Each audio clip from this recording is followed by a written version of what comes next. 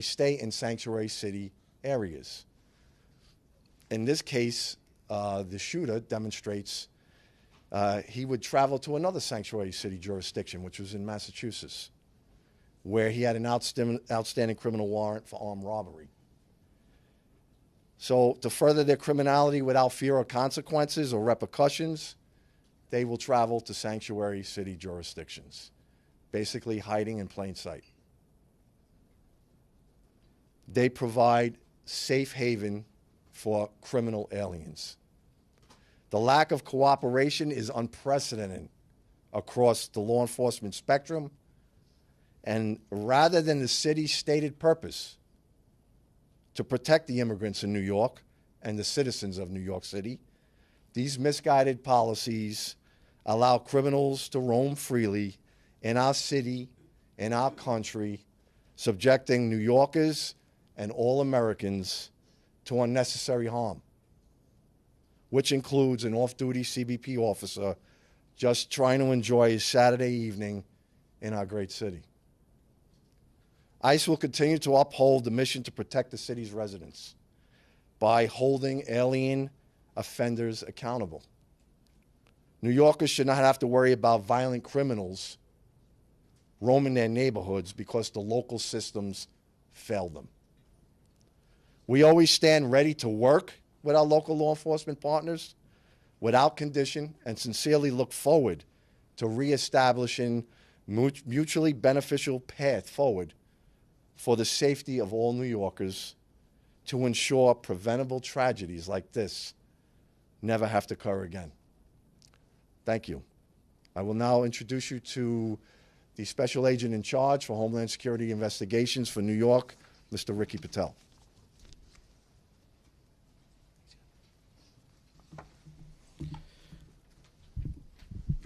Thank you, Madam Secretary.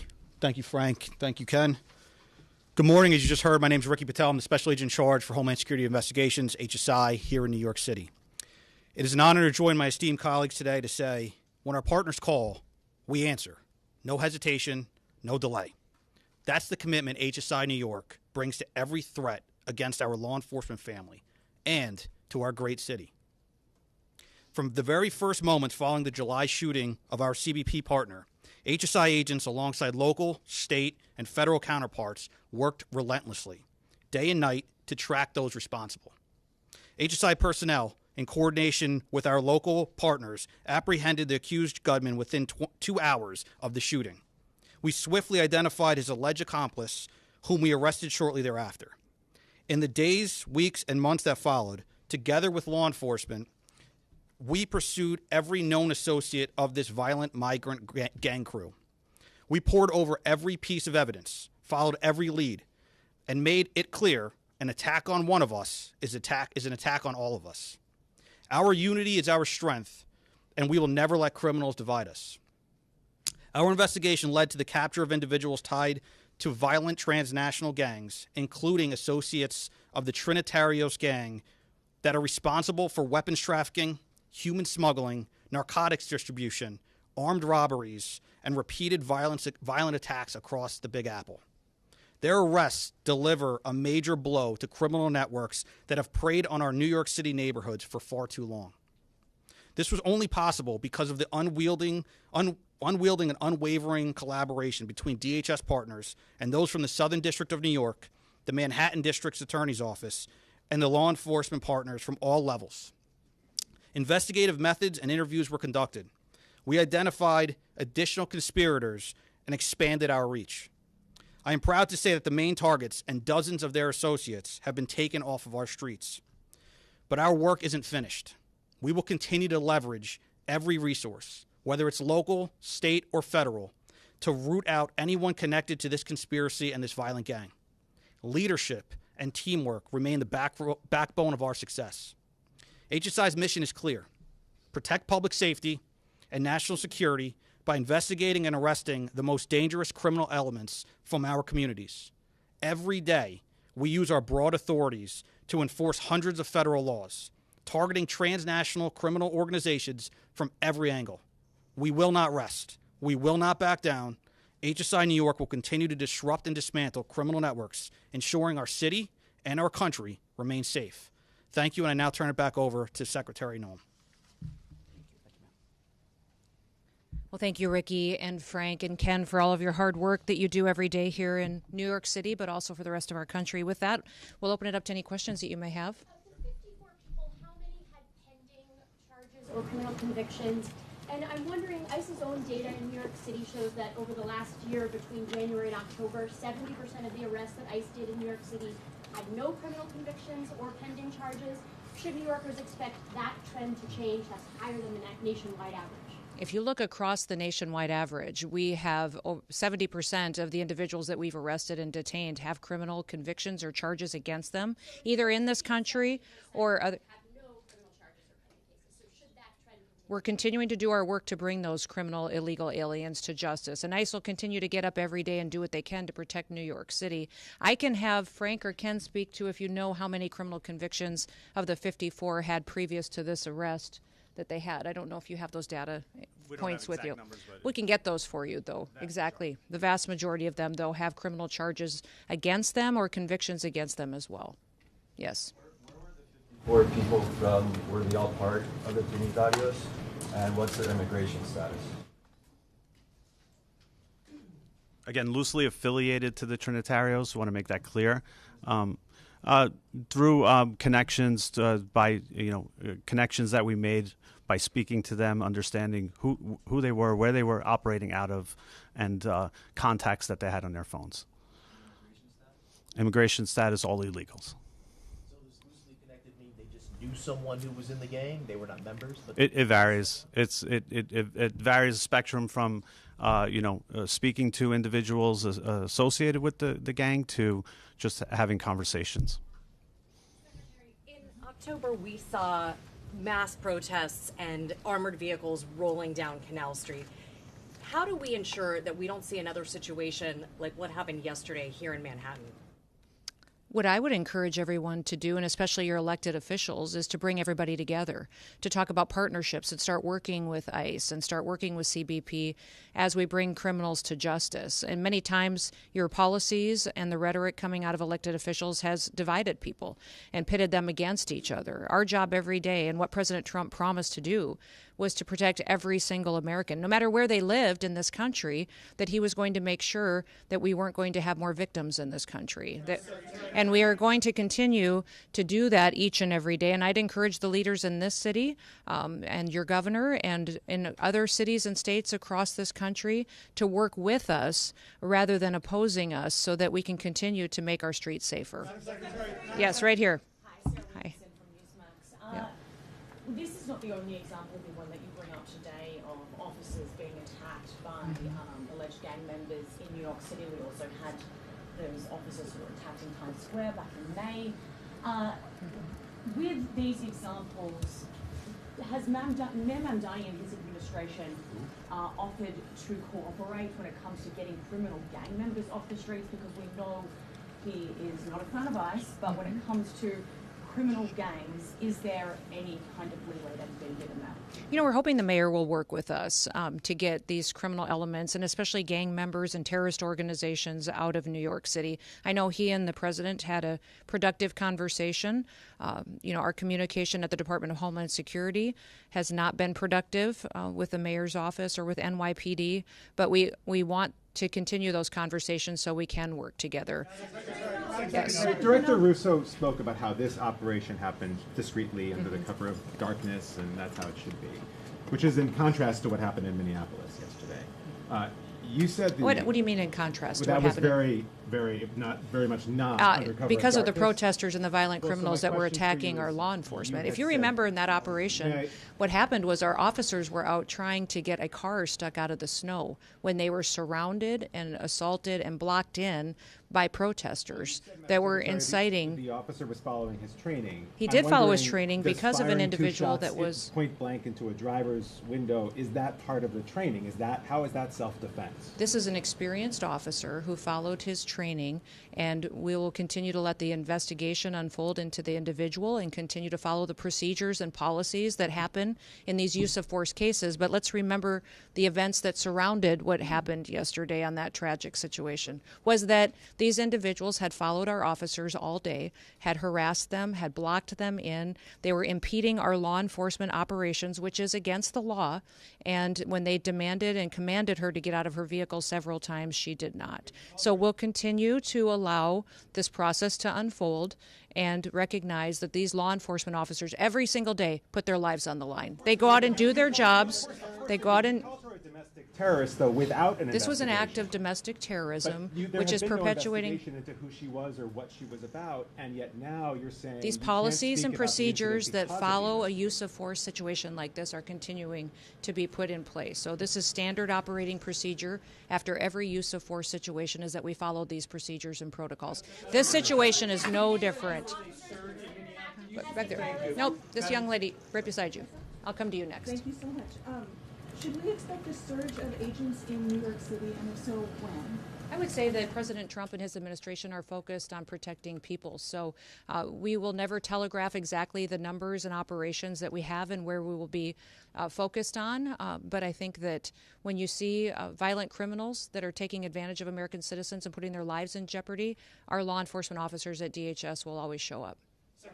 Yes. I'll come back. I'll come back. Go ahead. Secretary, the officer involved in the shooting yesterday, has he been suspended or is he still in the field? The officer went to the hospital. He was hit by the vehicle, went to hospital and received treatment, was released and is spending time with his family now. Yes, sir? Yes. In Minneapolis yesterday, you said the surge there would continue.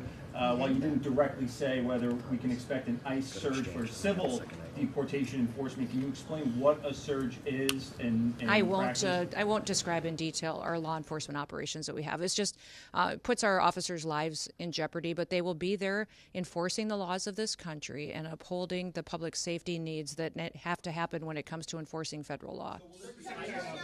Homeland Security investigations. You know, we've got thousands of officers there, and I'm not opposed to sending more if necessary to keep people safe. Secretary Noem. Back up here. Secretary, can you talk a little bit about the experience of the officer and some of his background? How much training did he have? How much training in these types of situations did he have, even if he's from the region? Yeah, I'm not going to get specific to this officer, but he's an experienced officer that has served a number of years, and we recognize that he acted according to his training, and we have expect that all the policies and procedures of review will be exactly that he acted appropriately to protect his life and the life of his colleagues and fellow law enforcement officers that were there and people that were surrounding. Yes. I'd like to get your reaction on some of the rhetoric here in New York City. Mayor Zohran Mamdani responded to the shooting yesterday, saying that this is only the latest horror in a year full of cruelty. He called it an attack on us all, and that New York stands with immigrants today and every day. Also, council members last night at the protest called this fascism. The New York City's public advocate, Jumaane Williams, said that your administration is, quote, doing the devil's work, and he asked New York City to stand up and show up, quote, it's going to be difficult and there are going to be casualties. And the last comment that was made last night at the protest was from New York State Representative Alex Boros, also a Democrat. Quote, not only was the ICE agent's hand on the gun, but Secretary Noem's hand was on the gun. President Trump's hand was on the gun. What is your response to New York Democratic leaders, those particular comments, and the protesters that are outside? I would say those comments are why we're standing where we are today. That kind of language and that kind of provocative talk, inciting people to take action and perpetuate violence in some cases, is unacceptable, and especially of elected leaders. We have a responsibility to state the facts, to go out and enforce the law. Your mayor just said in that statement that he was going to stand with illegal people who have broken our law before he's going to put New York City citizens first. His job and why he was elected was to protect the people who live here, that had the opportunity to vote for him and have the opportunity to live in this city. They pay their taxes, they go to work every day, and instead the mayor in that statement chose to stand with illegals instead of those individuals who just want the chance to raise their families in New York City and have a part of the American dream. Yes. 2 minutes ago, the head of Minnesota State Investigations Agency said that they had been cut out of the investigation into the fatal shooting in Minneapolis. Can you explain that reversal? I'd like to know where they've been and why they're not out on the streets investigating all of these people that are harassing and inciting violence on law enforcement officers right now. They're allowing the situation to be volatile. They're not doing their work. They haven't for years, and maybe they should get to work a little bit on the unprecedented fraud that we've seen in Minnesota and in Minneapolis by people that stole from American citizens and diverted funds away from vulnerable people and programs and services that they needed and put it into their own pockets. Minnesota is a train wreck. It is corrupt, and it was under the leadership of Governor Walz and this mayor that they allowed it to happen, and they let criminals and illegals and people abuse programs and steal the money, and now they're allowing violence to go forward on the streets as well. County sheriffs, the federal authority at this point, they don't want. I won't put a blanket statement out like those other individuals will. What I would say is I welcome them to come and help us. Come help us make sure that the streets are safe, that laws are enforced, and that we can do the right thing to make sure that American citizens come first. Yes, sir. They have not been cut out. They don't have any jurisdiction in this investigation. Yes, go ahead. Could you give us some more I'm going to speak to this individual right Thank here. you, Secretary. Yes. Jay Dow from WPIX TV. How do you respond to Americans who have been listening to your comments that this was an act of domestic terrorism, that the officer was hit Anytime by the you vehicle, take and say something- that it is in direct contradiction to what they are seeing and watching in the multiple angles that have been released in the last 24 hours? This vehicle was used to hit this officer. It was used as a weapon, and the officer feels as though his life was in jeopardy. It was used to perpetuate a violent act that this officer took action to protect himself and to protect his fellow law enforcement officers. So we'll let this continue to go forward and follow the same policies and procedures that every use of force situation does. But we've had almost over 100 times that these vehicles have been used to ram law enforcement officers and to do damage and to harm them. When you take an action and use a weapon to harm someone and to incite violence against them and try to cause them injury or death, then it needs to be labeled exactly what it was. Do you believe the use of force in this instance was commensurate with the actions of that vehicle and the driver? I would say that when these individuals use their vehicles to try to ram our law enforcement and put their lives in jeopardy, that law enforcement officer has to make a decision to protect his life and the individuals around him as well. Yes. What did you make of Tom Homan's comments yesterday that we should wait for an investigation before determining, as you have, that in this incident it was self-defense and that he felt that his life was in danger? You know, I didn't see those comments, but from what I understand, he also put out a statement later as well. So I'll let Tom speak to that. But all of us are on the same page in the fact that this law enforcement officer followed his training and that he defended and acted in defense of his life and those around him. Yes. ABC7 New York. Two quick questions. First, you said these protesters had been following the ICE agents. Do you have a little bit more of a timeline and can you share with us some of those other initial encounters prior to the fatal shooting? And then secondly, can you speak to the closure of the ICE office at Rikers by Mayor Mamdani? There will be more details coming out as this goes forward in the coming days. And I'll talk more about that closure in the future. Yep. So can you say if there was how many times that they had been threatened, like how many other times they've It had been ongoing throughout the day. Okay. Yes. Thank you, Madam Secretary. Whatever happened in Minneapolis, a mother of three is dead, an American citizen. Do you have a message for her family today? Yes, absolutely. And I reiterated this yesterday when I had my press conference in Minneapolis. I asked everybody not to just pray for the officer, but also pray for the deceased family and her loved ones as well. It was a tragic situation that I hope we never see happen again. That's why I'm encouraging all elected leaders to work together so that we can be cooperative in getting dangerous criminals off of our streets. You go in with a lot of publicity about these operations. Do you feel like that needs to be revisited so that maybe you go in a little more covertly, or do you need to change the approach at all? I would say that we have all different kinds of law enforcement operations ongoing with the department at all times. We don't telegraph what they are, the details or specifics, or where we're going to be operating. I would say that there's different tactics utilized for what's appropriate for the situation and the criminal activity we see in a city. Last question? Do you know the details of Renee Good's harassment of ICE officers early in the day? Were any of those details shared with you? Because apparently it wasn't just that one incident, it was earlier in the day as well. Yes, it was, and that will be a part of some of the details that we will be sharing in the future. Thank you. Thank you all for being here, and I appreciate you focusing on this operation and the 54 criminals that we have gotten off the streets because of the work of this team behind me. We thank all of them for their service and recognize that, again, I'll remind you, tomorrow is Law Enforcement Day. Please take the time to thank a law enforcement officer who's out there keeping us and our families safe. Have a wonderful day.